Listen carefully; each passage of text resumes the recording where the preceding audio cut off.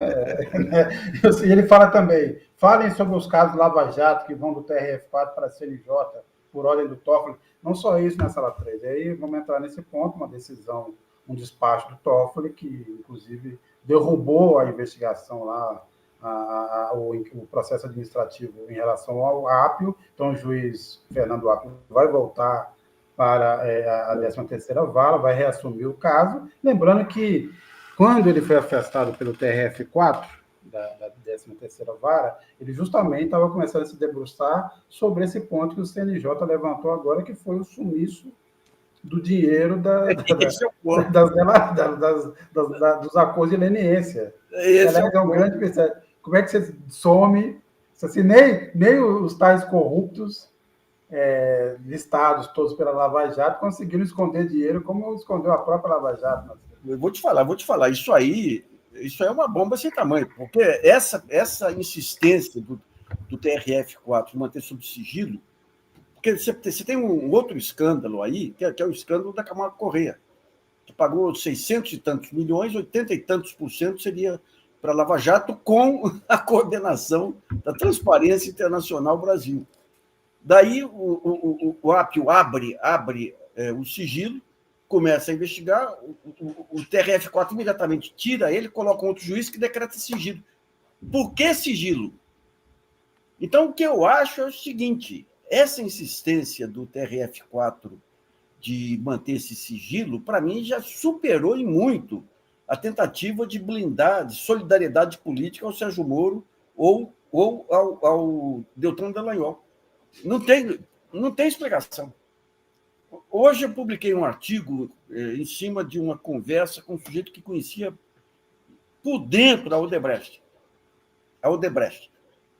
Qual a tese dele sobre o que aconteceu com aquele sistema Drozes lá da Odebrecht? Ele falou, esse sistema tinha um servidor aqui no Brasil, tinha um espelho na Suíça e um na Suécia. Tinha um esquema de criptografia similar àquele do Daniel Dantas. Você lembra quando pegaram lá o HD do Daniel Dantas? A polícia não conseguiu desencriptar, mandou para o FBI que não conseguiu desencriptar. Então ele falou, olha, a única explicação que se tem para conseguir desencriptar o Drozes foi o próprio pessoal da Odebrecht. Porque eles pegam lá 75 executivos, 70 e tantos, 71, 75 executivos, ameaçam com tudo lá, e de repente os caras saem limpos. O Ministério Público, inclusive, livra eles, sem poder, sem ter atribuição para isso, de qualquer ação penal, qualquer ação fiscal, qualquer ação civil. Então, o que diz o sujeito? Isso aí foi aberto pelo pessoal da Odebrecht. Daí eles fazem uma cópia e mandam uma cópia selecionada de acordo com o que queria a Lava Jato. A Lava Jato queria pegar Lula. Nenhuma outra explicação bate. Ele fala que se a Polícia Federal tivesse feito a desencriptação, imediatamente ela tinha que registrar para garantir aí a perpetuidade das provas. Se foi o MPF que fez a desencriptação, como que, digamos, o acordo com a Suíça só aparece agora, apareceu há um mês atrás, aí, depois que o Toffoli... Então, digamos, você tem aí uma história cabeluda, mas eu acho que o que chama mais atenção é o TRF4. Ali, ou você tem esquema de chantagem, como foi denunciado aí, ou tem muito mais gente envolvida aí nessa... Era muito dinheiro, gente. A Transparência Internacional vai entrar pesado, o governo vai entrar pesado nisso também. Agora é o seguinte, dinheiro desse montante, você não consegue transportar em sacola.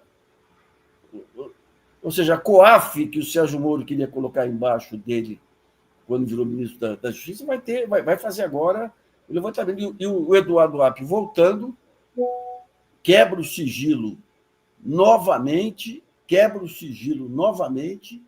e daí você vai ter... Eu acho que nós estamos caminhando esse fato, e o fato Braga Neto aí, para o desvendamento aí dos maiores casos de corrupção da história. Aquele negócio da Petrobras foi um grande caso de corrupção dentro daquele vício do presidencialismo de coalizão, mas esses outros aí envolvem duas instituições, envolve o Judiciário com o TRF4 e envolve Forças Armadas.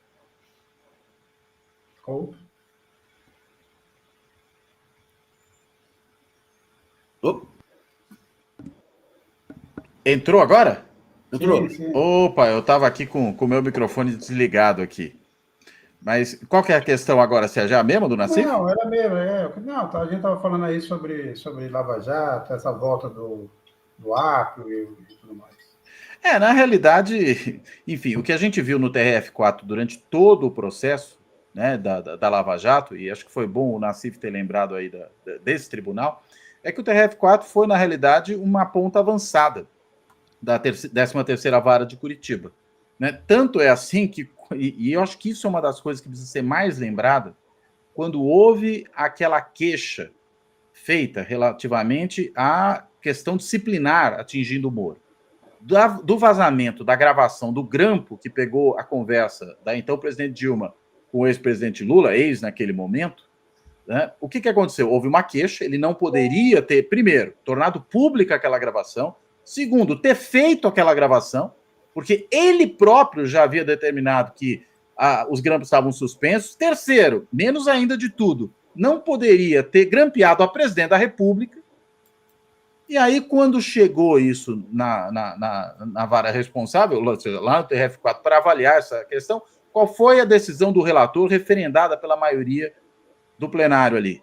Foi de que momentos excepcionais exigem medidas excepcionais. Ou seja, instaurou-se, a partir do juizado de primeiro grau, uma justiça de exceção referendada pela instância de segundo grau. O que fazer diante de um negócio desse? Então, na realidade, a gente tem que ler essa situação envolvendo o Apio dentro desse contexto. Né? Ou seja, não é exatamente alguma coisa que diga respeito especificamente ao juiz Apio. Diz muito mais respeito à história da Lava Jato e ao TRF4, pela maneira como se comportaram. Agora, é claro que aquela história também do telefonema, do suposto telefonema, mas pelo jeito ele não negou, né? Do Apio para o filho do desembargador, é uma pataquada das maiores, né? Sim. Não pode também fazer isso. Agora, também não pode o tribunal se aproveitar desse deslize para simplesmente voltar a ser o lajavatismo de segundo grau, que foi o que aconteceu durante todo o período anterior. Então, acho que, lendo as coisas dentro dessa chave, a gente entende melhor o que está em jogo aqui. Eu queria lembrar só uns pontos aí. Primeiro, também tem o doleiro Alberto Youssef, esse herói da Lava Jato, que inclusive já tinha feito uma delação premiada, foi beneficiado com isso, voltou a cometer crime, outra delação premiada. Ele também entrou com processo agora por conta daquela história que nós, na Carta Capital, lá atrás, reportagem do Marcelo Auler na época, o repórter Marcelo Auler, que foi sobre os grampos na cela do Alberto Youssef. Vai abrir, outra linha de investigação que está se abrindo novamente, porque ele vai processar o Estado pedindo indenização e vai revelar como é que também se descobriram ou se chegaram algumas acusações da Lava Jato. Segundo, Nassif levantou um ponto importante. A Lava Jato fez o contrário do que o resto do mundo fez. Livrou os executivos e quebrou as empresas, ou seja, o corrupto é a pessoa jurídica, não é a pessoa física. Grande jogada. Quer dizer, é assim que o mundo faz. E terceiro, está tudo caminhando pelo negócio do CNJ. Nos Estados Unidos, daria prisão perpétua para os procuradores norte-americanos tivessem feito o que os procuradores fizeram aqui em relação a compartilhamento de informações com o Departamento de Estado dos Estados Unidos e com a Suíça. Esse é caso de traição. Né? Nos Estados Unidos, eles sairiam classificados e daria penas, vamos usar direito com a perpétua, em alguns estados certamente, mas longas penas, porque é disso que se trata, inclusive. Né? Você antecipava para um outro país que tinha interesse. E vamos lembrar o escandaloso caso, Nassif, continua sendo, o interesse também não sai da minha cabeça, é o seguinte, a acusação de que os desvios da Petrobras somaram 6 bilhões de reais ao todo. E aí a Petrobras, pós-golpe, pós-derrubada da Dilma, no governo Temer, faz um acordo para pagar 200 acionistas americanos um valor de 10 bilhões de dólares de indenização. E tem a marmelada com o Departamento de Justiça, que a Lava Jato leva provas contra a Petrobras, o Departamento de Justiça faz aquela autuação da Petrobras e devolve 2,5 bilhões para a Lava Jato. É a corrupção do século, é a corrupção do século.